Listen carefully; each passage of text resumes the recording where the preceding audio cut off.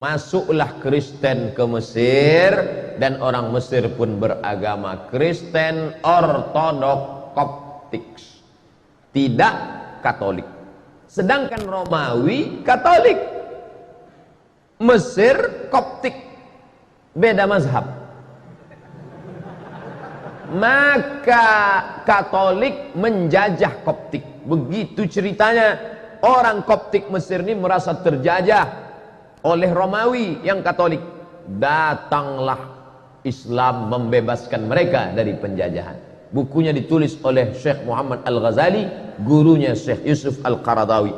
Makanya Mesir itu masuk Islam tidak dengan perang. Kenapa? Karena mereka merasa dibebaskan oleh orang Islam. Ketika datang Inggris setelah zaman kemerdekaan, datang Inggris bertahan di Mesir. Kata mereka, kami Inggris di Mesir bukan mau menjajah Mesir, tapi karena ingin menjaga saudara-saudara kami yang Kristen Koptik ini. Naiklah paus Mesir. Mesir punya paus sendiri. Dia tak mau ikut paus Benedictus Franciscus yang menggantikan Benedictus, menggantikan paus Paulus. Begitu sanadnya ke atas. Yang sekarang ini Franciscus menggantikan Benedictus, menggantikan Paulus, sampailah ke atas.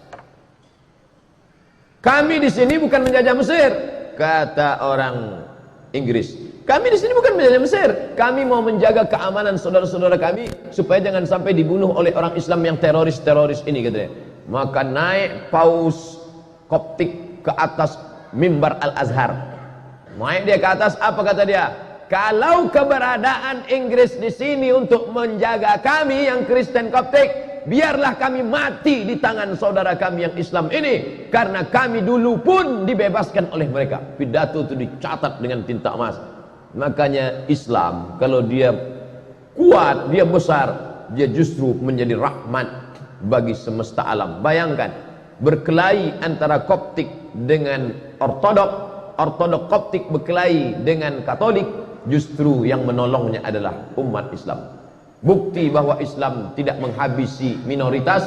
Sampai hari ini gereja-gereja tetap tegak di Mesir. Gereja paling tua gereja Saint Catherine yang ada di bawah bukit Jabal Musa. Nabi Musa menerima wahyu naik ke atas, di bawah itu ada satu gereja, gereja Saint Catherine, Saint perempuan suci, Catherine. Dia ditekan oleh penjajahan, lari dia buatnya situ gereja, masih ada sampai sekarang. Saya waktu naik ke atas bukit Tursina, kami tengok, loh kok ada gereja di bawah? Ini gereja Saint Catherine. Seandainya Umar bin Khattab waktu itu mau, bisa diratakannya semua. Itu yang kafir-kafir itu matikan mereka semua. Nah, mana?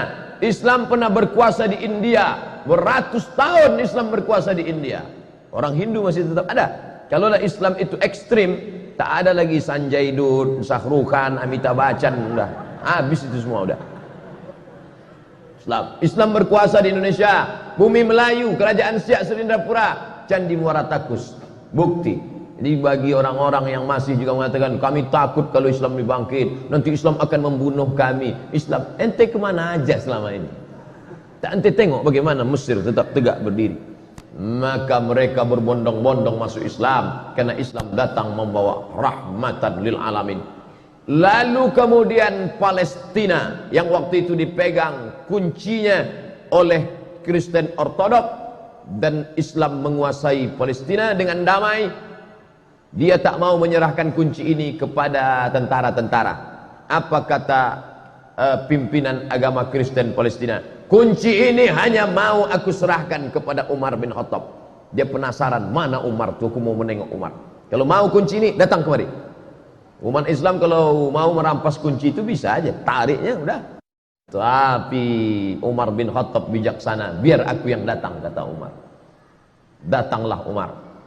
Dibayangkan si pendeta ini akan datang pasukan berkuda dengan baju besi, dengan tombak. Tunggunya lah, berkedip-kedip mata dia menengok, manalah Umar bin Khattab. Dari kejauhan ditengoknya onta satu ekor, ada dua orang. Yang mana Umar bin Khattab, kata dia. Dua orang ini ganti-gantian. Kadang budaknya di atas, kadang Umar di bawah. Kadang Umar di bawah, kadang budak di atas. Pas ketika mau dekat pintu Baitul Maqdis, giliran Umar di bawah, kudanya di atas. Tengoknya pakaian Umar biasa aja. Disangkanya Umar pakai baju kebesaran, pakai jubah sutra, pakai cincin emas, pakai naik kereta kencana, feodal. Umar tuh low profile. Tengoknya Umar. Yang mana Umar bin Khattab? Ini dia. Ini Umar bin Khattab yang menguasai dari Yaman sampai ke Palestina, sampai ke Mesir itu. Ya, inilah dia. Kata mereka terkejut. Lalu kemudian Umar dipersilakan solat di gereja tempat lahirnya Isa alaihissalam. Silakan Umar solat. Umar tak mau. Solat dia di depan gereja. Ini gereja, solat dia di depan gereja. Selesai dia solat, orang bertanya, kenapa kau tak mau solat di dalam gereja itu Umar? Nanti kalian tengok. Sekarang barulah orang terkagum sama Umar. Kenapa? Bekas sujud Umar solat itu, itulah didirikan masjid sekarang, namanya Masjid Umar bin Khattab, berhadap-hadapan dengan katedral kelahiran Isa alaihissalam. Bayangkan kalau Umar bin Khattab solat di gereja itu, apa yang terjadi?